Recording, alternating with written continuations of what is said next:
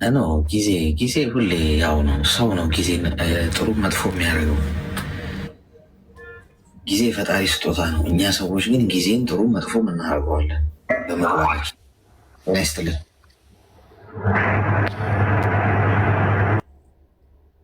አያያያያያ ወደቀች። እንደዚህ አይነት መፈጥፈጥ ግን ይቅር። ከ9ኛ ፎቅ ምናምን እንደዚህ የምትፈጠፈጡ ሰዎች እኛ አጥንት የሚሰበስብ ትርፌ ሰው ኃይል የለንም። ለው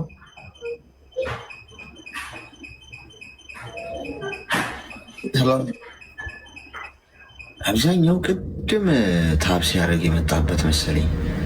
ለሚያስፈልገው ሰው አንዳንዴ አይደርስም።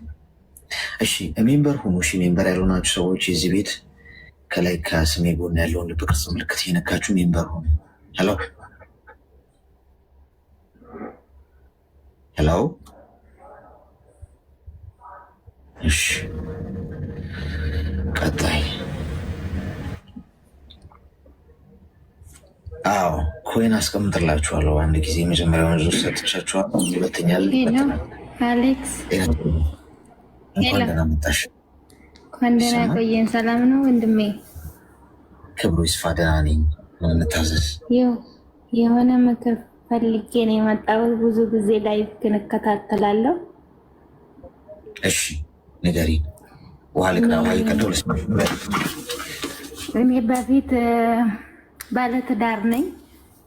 እሺ ከዛም በፊት ሳውዲ አረቢያ ሰርቻለሁ ረዥም ዓመት። ሳውዲ አረቢያ ሰርቻለሁ ረዥም ዓመት። እሺ ከሳውዲ ከዛ ስገባ ይሄውን የአብረን የተጋባ ነው ልጅ አላውቀውም። ገባክ? እሺ ያው ፋሚሊ የሱ ፋሚሊ እና የኔ ፋሚሊ ይተዋወቃሉ። አላውቀውም ማለት እኔ ያው በፊት መጀመሪያ ያለሁት ሳውዲ አረቢያ ረዥም ዓመት ሰርቼ ገባ ወደ ኢትዮጵያ። እሺ ከዛ ወደ ኢትዮጵያ ስገባ ያው እንግዲህ ሰው ከአረብ ሀገር ገባ የሚባል አለ አይደለ? ከዛ የእሱ ፋሚሊ እና የኔ ፋሚሊ ይተዋወቃሉ። ስልክ የኔን ፋሚሊ ያውቃል እሱ፣ የኔ ቤተሰቦችም ደግሞ የእሱን ፋሚሊ ያውቃሉ። እሺ ገባክ? አሁን ከዛ በቃ የእሱ ፋሚሊም ጥሩ ፋሚሊዎች ናቸው። እንደ አካባቢውም እንደ ሰፈሩም የታወቁ ናቸው። የኔም እንደዛው ነው። ከዛ ያው በግዴታ ጠለፈና ወሰደኝ እሱ ማለት ነው። ጠለፈኝ? አዎ ተጠልፌ ነው የወሰድኩ። ወድጄ ሳይሆን ጠልፎኝ ነው የወሰደኝ። ገባክ አሌክስ? መልክ አይገባም? እሺ ከዛ ጠለፈ። በጣም ደብድቦኝ ነው የወሰዱኝ። ያው ቤት ገብተው ነበረ። እኔ ደግሞ እንዴት እንደጠለፈኝ ታውቃለህ? አያቶቼን ልጠይቅ ሄጄ የእሱ ቤተሰቦች ደግሞ የአያቶቼ ጎረቤት ናቸው፣ የማዘር ቤተሰቦች ማለት ነው። ከዛ የማዘር እናትና አባት በጣም አቅመ ደካማ ስለሆኑ ቀኑን አዩና ሰው ቤት ውስጥ አለመኖሩን ሲያውቁ ገቡና ወሰዱኝ፣ ጠለፉኝ። እንደ ማንኛውም ሰው ጠለፉኝ፣ ተደበደብኩ። ወሰደኝ። ሲወስደኝ ያው ሽማግሌ ላከ። ከዛ ያው ሽማግሌ ሲልክ ያው ቤተሰብና የሱ ቤተሰቦች እና የኔ ቤተሰቦች ስለሚተዋወቁ እንደ ማንኛውም ሰው ታረቁ። እርቅ ወረደ፣ ታረቁ በቃ። ከዛ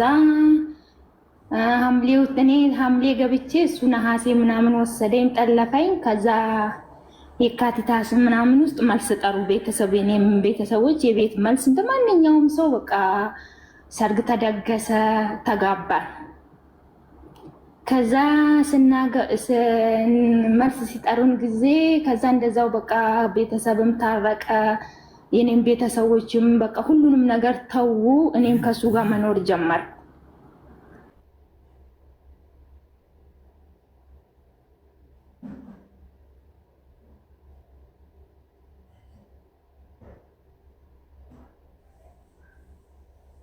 በማ ፋሚሊ ስለላኩ ገንዘቤም ጠፋፋብኝ። ገባክ? የኔ ማለት ነው። ከዛ በቃ እንደዛው ስንኖር እንደዛው እየኖርን እያለን እኔ ያው ስደት ላይ ብዙ መከራ በጣም አመለኛ ነበረ። እንጣላለን ብዙ ጊዜ። ከዛ ብዙ ጊዜ በምንጣላ ጊዜ በቃ ይሳደባል፣ በቃ ይመታኛል። ሁሉ ሲመታኝ ትስልክ እኔ በልጠዋለሁ፣ ትንሽ ባንስ የተወሰነ በልጠዋለሁ። ሲቀጥልም ደግሞ ስደት ላይ ብዙ መከራ ብዙ ዋጋም ስለከፈልኩ ትዳር ደግሞ ያው ሰው ሲያወራም ከዚህም በፊትም ትዳር አልያዝኩም። የመጀመሪያ የምነው ትዳር ሲይዝ በቃ ሰው ብዙ ነገር ዋጋ ለትዳር ይከፍላል ስለሚሉ ሶሻል ሚዲያዎችም ስለምጠቀም ማንኛውም ሰው የሚከፍለው ዋጋ ከፈልኩ የትዳር ማለት ነው። ከዛ በቃ ይሳደባል፣ እንጣላለን። እንደዛው ስንጣላ እንደዛው በቃ ዛሬ ይሻላል ነገ ይሻላል ስል እኔ መታገስ ጀመርኩ።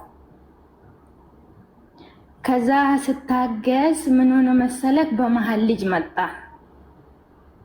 ከዛ በቃ ወይስ ይሄ ያለው ጸባይ ይሄ ያለው አመል ወይ ደግሞ ልጅ ከመጣ ሊሻሻልም ይችላል፣ ይሄ ልጅነትም ሊኖርበት ይችላል። ቢያንስ ደግሞ ልጅ ታገኘ ሊተውም ይችላል ጸባዩናል።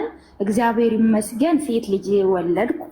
ከዛ ሴት ልጅ ስወልድ ምን ሆነ መሰለክ፣ እኔ ወለድኩና 1 ወር ከሳምንት ሲሆነኝ እሱ ጥሎኝ ወደ ዱባይ መጣ።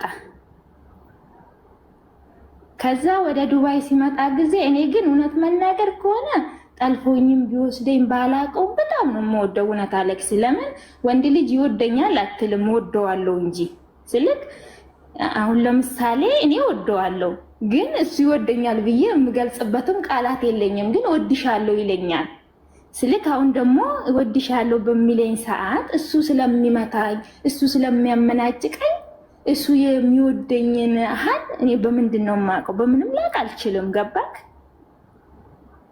እና እኔ ወደዋለሁ፣ በጣም ነው የምወደው፣ በጣም። ከዛ እንደዛ ስንል እኔ ወር ከሳምንት ሲሆን እሱ ወደ ዱባይ መጣ። ዱባይም ደግሞ ሲመጣ ያው ስራም አላገኘም። 1 ወር ምናምን ቢሮ ተቀመጠ። ከዛ ደግሞ 2ኛ ወር ላይም ደግሞ የአየሩ ሁኔታ ምናምን ከዛ ታመመ እዚህ ማለት ነው። ከዛ እንደዛው ሲል አሁንም ደግሞ 3 ወር ነው እንደዚህ ምናምን ሲሆን ጥል ተጀመረ። አሁንም ተጣላን። በቃ ስንጣላ ጥላችን ምን እንደሆነ ታውቃለህ? አለመግባባት አለ መሀላችን። እሱ የሆነ ነገር ወይ የሆነ ይሄ እንደዚህ ይሁን ካለ አይ ይሄ ነገር ደግሞ እንደዚህ አይሁን እንዲህ ቢሆን እንዲህ ስለው እሱ ደግሞ በቃ ለምን እኔ ያልኩሽን አሰሚም ምናምን ይለኛል። በቃ አይ እንደዛ አይደለም እኮ ምናምን ስንል በዚህ ሳምንት ሙሉ ዘጋኝ። ደግሞም ሲቀጥል ደግሞ ሰው ዱባይ ሊመጣ ሲል አትሂድ ብየዋለሁ። ለምን ስደትን ስላየሁት ብዙ መከራ ብዙ ችግር ስላለ እኔ ሄጄ ልስራ አንተ ተቀመጥም ብለው ሊሰማኝ አልቻለም። ከዛ እንደዛው እያለ እሱ መጣ እዚህ ሳምንት ሙሉ ዘጋኝ ስልክ። ከዛ ሳምንት ሙሉ ስልክ ሲዘጋኝ አንደኛ አራስ ነኝ፣ 2ኛ ደግሞ ልጅ ማሳደግ በጣም ከባድ ነው አሌክስዬ፣ ታውቃለህ ማለት ነው። ሴት ልጅ ነኝ፣ የሚረዳኝ ሰው የለም። ያለኝንም ደግሞ በስደት እየሰራሁትን ሁሉ ደግሞ ገንዘብ ጠፋፍቶብኛል። በፋሚሊ ነበር የላኩት። ፋሚሊም ያው ጥሩ ነገር ላይ ያላዋሉም እነሱ ያው ለራሳቸው ቤት ለፋሚሊ ቤት ሰርቼላቸዋለሁ። ለእኔም እንደዛው የተወሰነ ነገር አርግተውልኛል። ግን ያረጉልኝ ነገር ደግሞ እኔን ከስደት አላዳንም። ገባክ? እና እንደዛ ሆነና እሱ ከዛ ወደ ዱባይ መጣ። 1 ሳምንት ዘጋኝ። እንደዛው በቃ እኔም ዝም አልኩት። ከዛ መልሶ ደወለልኝ። ሲደውልልኝ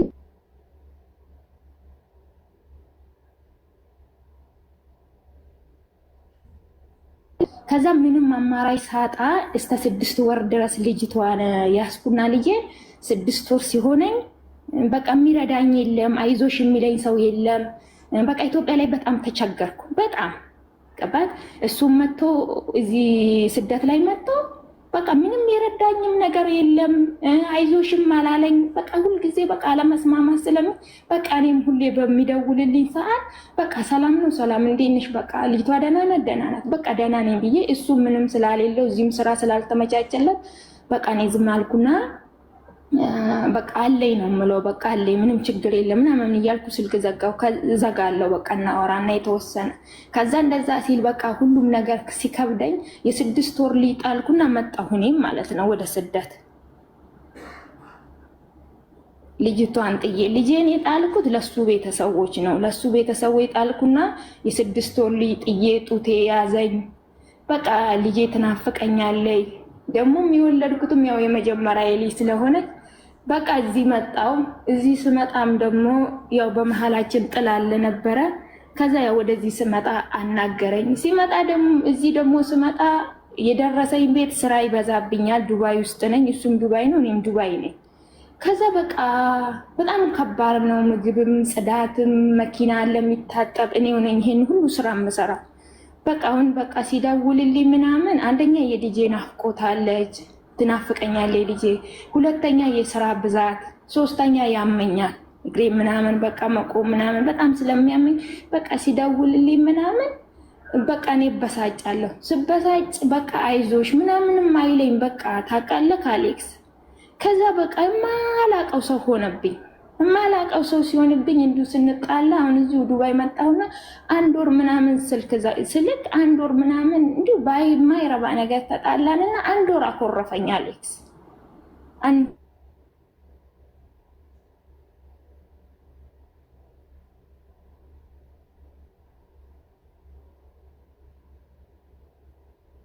ምናምን አሉና አስታረቁ። ይሁን በቃ ብዬ እኔ በጣም ስለምወደው በቃ ለምን በጣም ነው የምወደው እኔ ሁሉ ለምን እንደ ይሄ ልጅ አልወደድኩት ወይ ተዋደን አይደለ ለምንድን ነው እንደዚህ የምወደው ምናምን እያልኩ በቃ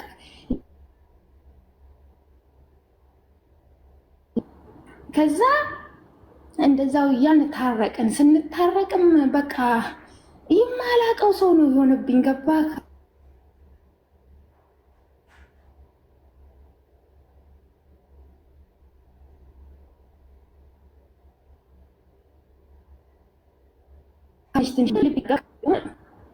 በቃ ቀይር ይልብኛል፣ አያናግረኝም፣ በቃ ያኮርፈኛል። እንደዛ ሲል በቃ ለምንድን ነው ቢሰደድ ተሰደድኩ፣ በቃ እንዴት ይሄ እንደዚህ ሊሆን ይችላል ምናምን አልኩና እንደዛው ስንል አሁንም እንደዛው እያወራን እያለን አሁንም በመሀል ተጣላን። በቃ ስንጣላ መጨረሻ ጊዜ ተስፋ የሚያስቆርጥ ነገር ምን እንዳደርግ ታውቃለህ? ግን ይሁን አጠር አድርጌ ነው የነገርኩህ። ታሪኬ በጣም ረጅም ነው። ከዛ ቲክቶክ ላይ ይቀመጣል። ቲክቶክ ላይ ሲቀመጥ እኔ ከዚህ ስደውል እሱ ቲክቶክ ላይ እያለ አይመልስልኝም። ለምሳሌ የዱባይ 9 ሰዓት አሁን ብደውልለት ወይ የሚመልስልኝ ከምሽቱ 2 ሰዓት። በቃ ያኔም ሲመልስልኝ እንደ ሚስት አያወራኝም። ደህና ነሽ? እንዴት ነሽ? ሰላም ነው? በቃ ስራ እንዴት ነው? አሪፍ ነው። በቃ ሁሉ ሰላም በቃ ይለኝና በቃ ደህና ደር ይለኛል።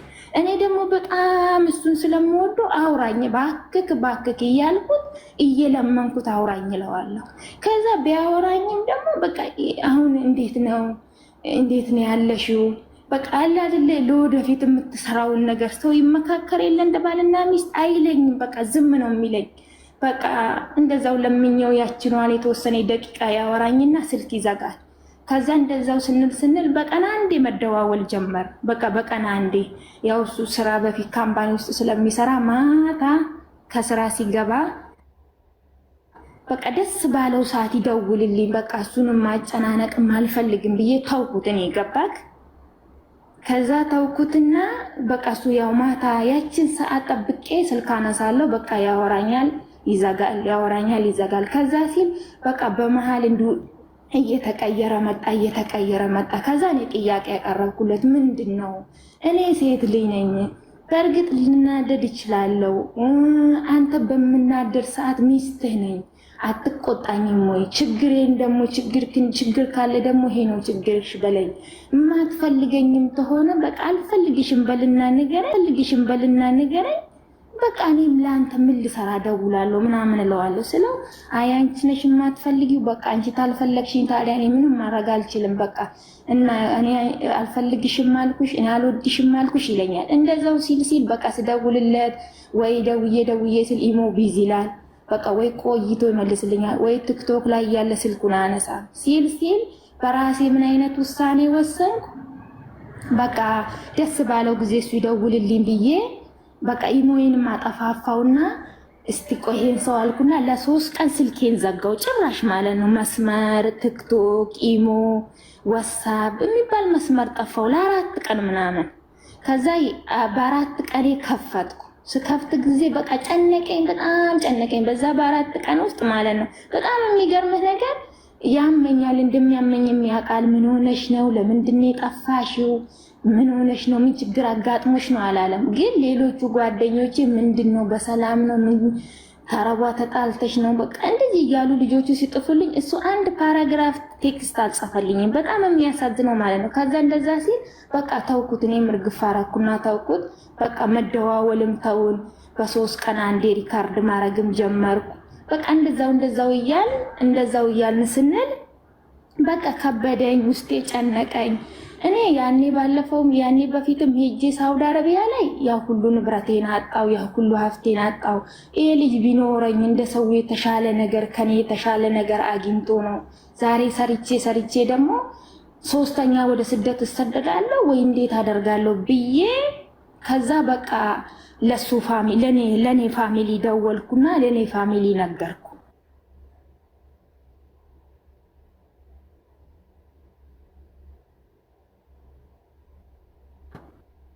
አመለት ዳርነክ በኋላ አንድ ላይ መስራት አለ ሰርተን ደግሞ በኋላ አላቅሽም ቢለኝ ምን ሆናለሁ ነው ማለት ለራሴ ጥያቄ ፈጠረብኝ። ከዛ እንደዛ ሆነና ከዛ ለኔ ፋሚሊ ነገርኩና ለኔ ፋሚሊ ብቻ ነግሬ እንዴት የሱን ፋሚሊ ሳልነግር አልኩና ለሱን ፋሚሊ ደውዬ አይ እንደዚህ ሰላም አይደለንም፣ ስልክም ስደውልለት አያነሳም፣ ምን ችግር እንደሆነ አላቅም፣ ብዙም አያወራኝም፣ በቃ ቲክቶክ ላይ ይቀመጣል፣ እኔ ከዚህ ስደውልም ስልክ አያነሳም፣ ምን እንደሆነ አላቅም አልኩና ለኔ ፋሚሊም ለሱ ፋሚሊም ነገር። ከዛ የሱ ፋሚሊ ደግሞ ምንም ችግር የለውም፣ በቃ አይዞሽ፣ አንቺ ምንም አታስቢ፣ አትጨናነቂ፣ ስራና ስራሽን ብቻ ስሪ፣ እኛ እንደውልለታለን አሉ እነሱ የሱ ፋሚሊ ማለት ነው። እሺ ብዬ እኔም ስልኬን ዘጋው፣ ለኔም ቤተሰቦች ነገርኩ። የኔም ቤተሰቦች በቃ ችግር የለም፣ እሱ ጋም ችግር ካለ አንቺ ጋም ችግር ካለ ያለውን ነገር ከሱ ቤተሰቦችን ማጣርተን ልጁንም ጠይቀን አንቺም ምን እንደተበደልሽ አንቺም ተናገሪ አሉ። እኔም ያው የተበደልኩትን ይሄ ነው ብዬ ነገርኳቸው። በቃ እሱንም ደግሞ ጠይቀን የሱንም ቤተሰቦች ጠይቀን ችግር የለውም አንቺ ራስሽን አረጋጊ፣ ስራሽን ስሪ አሉ ቤተሰቤኔም ማለት ነው። ከዛ እንደዛ ሲሉ ምን አደረገ የሱ ቤተሰቦች ወንድሙ ደውሎለት እንዴ ልጅቷን አታናግርም? ችግሩ ምንድነው መሀላችሁ የተፈጠረው ምናምን ብሎ አለው ሲለው በቃ ቤተሰብ ምን አለ ሰደበችኝ፣ ታመናጭቀኛለች በቃ ምናምን ብሎ ለቤተሰብ ተናገረ። ቤተሰብ ምን አደረጉ? የሱን ብቻ አዳመጡና አሁን ወንድሙ እኔ ጋር አለ። ወንድሙ ያው በፊት እናወራለን፣ እንደማንኛውም ሰው ይደውልልኛል፣ እናወራለን፣ ሪካርድ እንላላካለን። ከዛ ወንድሙ ዘጋኝ እኔን ማለት ነው። ሪካርድም ላኩለትን ሪካርድ አልሰማም። ቤተሰብ በፊትም እየደወሉ እንዴት ነሽ ደህና ነሽ የሚሉኝ የሱ ፋሚሊዎች እንዳለ ዘጉኝ። ለምን እሱ በቃ ደወለ የነሱ በቃ እኔ የሱን ጥላቻ እንዳለኝ ነገር እሱን እንደማልፈልገው ነገር በቃ አርግቶ እሱ ለቤተሰብ ተናገረ። በቃ አሁን የሱ ቤተሰቦች አያናግሩኝም፣ ወንድሙም ሪካርድ ሳረግለት አይመልስም፣ ከሱም አንደዋወልም። ያው ባለፈው ብቻ ሪካርድ ተላላክን።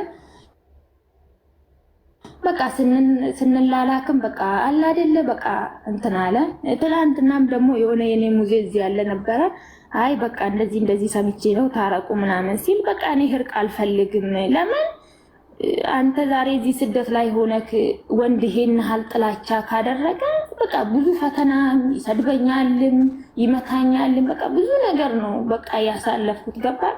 በቃ የትላንት ያሳለፍኩትን ህይወት ሳይ ከሱ ጋር አሁን ደግሞ መቀጠል አልፈልጉም። አንተ ደግሞ እስቲ እንደ ወንድምነት ምን ትመክረኛለህ? እኔ ግን በጣም ነው የምወደው እና በቃ በጣም ውስጤን ይጨንቀኛል። በቃ ስልክ በጣም ነው የከበደኝ። በቃ ከሱ መለያየት በጣም ነው የከበደኝ። በቃ ቀኑን የጨለመብኝ ማለት ለምን ወደዋለሁ፣ የልጅ አባትም ነው። ግን ያው የበደልኩህንም ነገር ተናገር በቃ ብዬም አልኩት። የማፈልገኝም ተሆነ በቃ ንገረኝ፣ እኔ ራሴን ህይወት እኖራለሁ አልኩት። እሱ ምንም ያው መልስም አልሰጠኝ። በቃ አሁን አናወራምም፣ ሪካርድም ስልክለት አይመልስም፣ ቴክስትም ስጽፍለትም አይመልስም። በቃ ሲል ያው ቤተሰብ ደግሞ በቃ አይዞሽ ምንም አይደለ ራስችን አረጋጊ፣ ያለውን ነገር ጠይቀን በቃ እንነግርሻለን ምናምን ስሪ ያው ገንዘብሽን ያዢ እሱ ሚስራ ምንም ችግር የለም ምናምን አሉ። ግን አሁን ያለሁበት ህይወት በጣም ከበደኝ። በቃ በጣም ከበደኝ። ያው እንግዲህ እስኪ አሌክስዬ ደግሞ አንተ ምን ትለኛለህ? ያው እኔ ዝም ብዬ ግማሹን የነገርኩህ ፕሮሰሱ በጣም ከባድ ነው። ያኔ ብዙ ታሪክ ነው፣ ግን ያው አጠር አድርጌ ነው የነገርኩህ። አንተ ደግሞ እስኪ እንደ ወንድምነት ምን ትመክረኛለህ? ያው እሱ ያለው ዱባይ ነው፣ እኔም ዱባይ ነኝ ያለው። ያው አንነጋገርም፣ አናወራም፣ አይደውልልኝም፣ አልደውልለትም፣ ብደውልም አይመልስም፣ ብጽፍለትም አይመልስም። ከዛ እኔም ተውኩት በቃ ስልክ ስለማይፈልገኝ የማይፈልገኝ ሰው ለምን እንትን ህይወቴን አበላሻለሁ ብዬ ተውኩ። እስኪ አንተ ደግሞ እንደ ወንድም ምን ትለኛለህ? እድሜሽ ምን ያህል ነው? እኔ እድሜ አሁን 28 ዓመቴ ነው። እሺ ተረጋጊ። ሚዩት አድርጊና አዳምጪኝ። በጣም ነው የምወደው አሌክስ። እውነት እሱን እዚህ ምድር ላይ የከበደኝ ነገር ቢኖር እሱን ማጣት ነው። በጣም ወደዋለሁ። ስልክ መልካም ሰው ነው። እውነት መናገር ከሆነ ስልክ እንግዲህ ስደት ላይ ሆኖ የተቀየረው ምክንያት አላውቅም። ያው ምንም ማድረግ አትችልም። አይዞሽ ተረጋጊሽ። አሁን እያለቀሽ ያለሽው ሰው በህይወት አተሽ ማለት ወይ ሰው ሞቶ ምናምን ነው የሚመስለው። ስልክ አይደለም የሆነ ያው ለምሳሌ ከዛ አንዴ እኔ ናት አንዴ ይሰማል። ሚዩት አድርጊሽ ስልኩን አዳምጪ። ተረጋጊ። ምክንያቱም አሁን ወንድ ልጅን አጣሁኝ ብለሽ እያለቀሽ ይህም ሰው ለሞተበት ለታመመበት የሚፈስ እንባ ነው መሆን ያለበት። እሱም በኋላ ላይ እመጣልሻለሁ። አንደኛ አመጣጡን አይተሽ የሰውየው ማንነት መገመት አይከብድሽ። ተጠልፈሽ ነው ያገባሽ። ተጠልፈሽ። ስለዚህ መጀመሪያ የሴት ልጅ ክብር ከዚያ ይጀምራል። አግቶሽ፣ ደብድቦሽ፣ ጠልፎሽ በማይሆን አይነት መንገድ አንቺን ሚስቱ ካረገ ወንድ የሚጠበቅ ነው። ጤናማ አእምሮ ያለው ወንድማ ለሚስቱ ክብር ያለው የሚያገባትን ሴት የሚያከብር ከፍትፍቱ ፊት እኮ ይባላል አይደል? ወይም ደግሞ ምንድነው የሚያጠገብ እንጀራ ከምጣዱ ያስታውቃል ነው ይባላል። ይሄ በዚህ አይነት መንገድ የመጣ ወንድ ምን እንዲያደርግሽ ነው የጠበቅሽው? እንዴት እንዲያከብርሽ ነው የጠበቅሽው? ቢያከብርሽማ እኮ ደብድቦሽ በግድ አግቶ እኮ ሽማግሌ ከጠለፈሽና ከደፈረሽ እንደፈለገ ካረገሽ በኋላ እንታረቅ በሚል ሰበብ ታርቆ ሚስቱ አያረግሽም ነበር።